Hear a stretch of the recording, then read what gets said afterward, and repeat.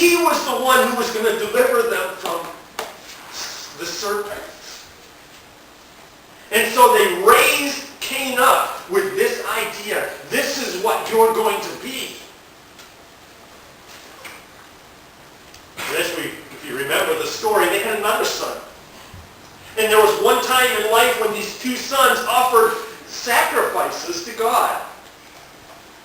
But Cain's sacrifice wasn't accepted. And I wonder if Cain's own eyes, he began to think, does this mean that I'm not the seed and maybe Abel is? I can't have that. And so we have the story where Cain kills his brother. And as a result of that, he takes takes Abel out of the picture, but he also takes himself out of the picture.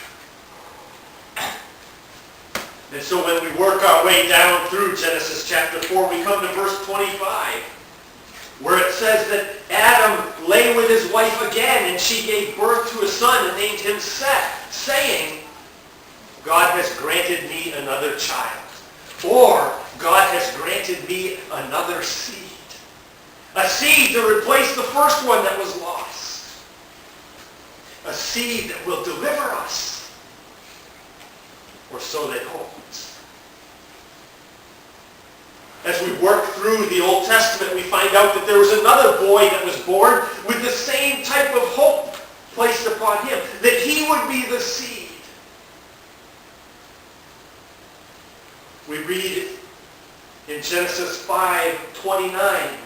These are the words that are spoken about Noah when he was born. He will comfort us in the labor and painful toil of our hands caused by the ground the Lord has cursed.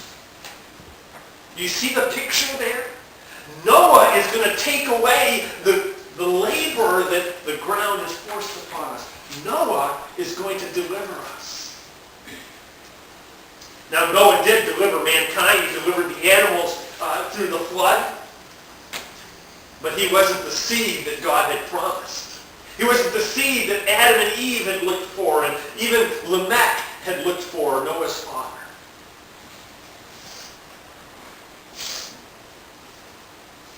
Well, there's something that's called progressive revelation. What that means simply is what God revealed at the time was much more limited than what he revealed much later. So when he said there is a seed coming, we don't really know a whole lot about this seed that was coming. At least not Adam and Eve did not. But we do know from when God promised the seed that the seed would crush the serpent's head. That is one of the things Adam and Eve knew about the seed. And it takes us quite a while before we find something else about the seed. We have to go all the way to Genesis 22, verse 18. There we learn that through the offspring or through the seed of Abraham, all the nations of the earth would be blessed. So we know also that besides crushing the head of the serpent, that the seed would bless the whole earth. Bless all people. Now I need to throw this out. Do you remember the story of Jacob and Esau? Do you remember what they fought over? They fought over the birthright, right? There's controversy over the birthright. You know what the birthright represented? The seed. Bring that into the story. The seed. These guys were fighting over who was going to have the right to deliver. Whose name would be tied to the deliverer, the seed that was promised. Well, we come to the book of Jeremiah, which incidentally is really chronologically some of the latest recorded Old Testament scripture. And when we come to chapter 23 of the book of Jeremiah, we have a prophecy that is spoken about the seed, about the deliverer, the Messiah.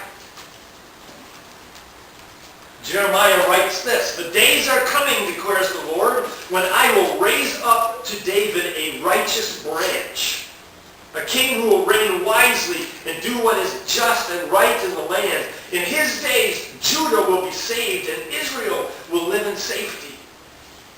This is the name by which he will be called, the Lord, our righteousness." We learn a lot more about the seed in this passage. We learn, first of all, that the seed is going to be a descendant of David. By this point in time, Israel is a great nation. But it's out of David's family that the seed will come. We also learn here that the seed is going to be a king. That he's going to reign over the people of the earth. We also find something about his kingdom. That his kingdom is going to be founded upon righteousness, not on political power or military might. We learn that the seed will be called not just a seed, but a branch. Now, branch is a term that Isaiah used to describe the Messiah. So Jeremiah is acknowledging that this branch is the Messiah, the seed that God promised. We also learn that the seed will reign in peace and harmony. That his kingdom will be a united kingdom. Jeremiah spoke at a time when Israel and Judah had divided themselves from one another.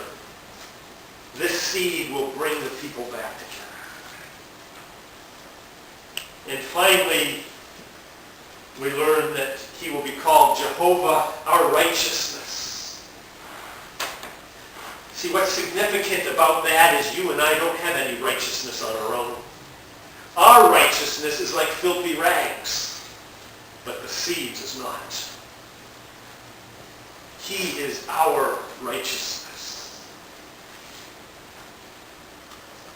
But did you know that in all there are 324 individual prophecies regarding the seed that God had promised. 324 found in the Old Testament.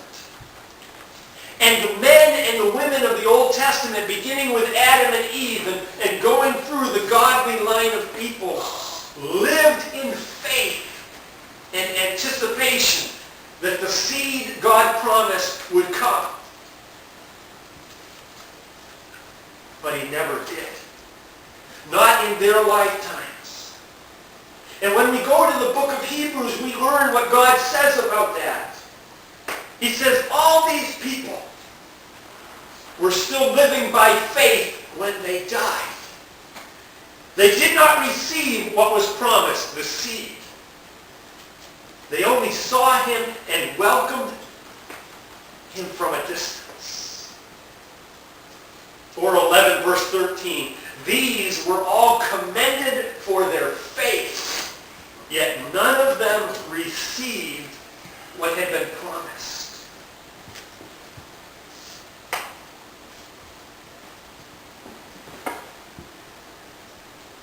But as we move forward in Scripture, we learn that the time became ripe for the promised seed to arrive.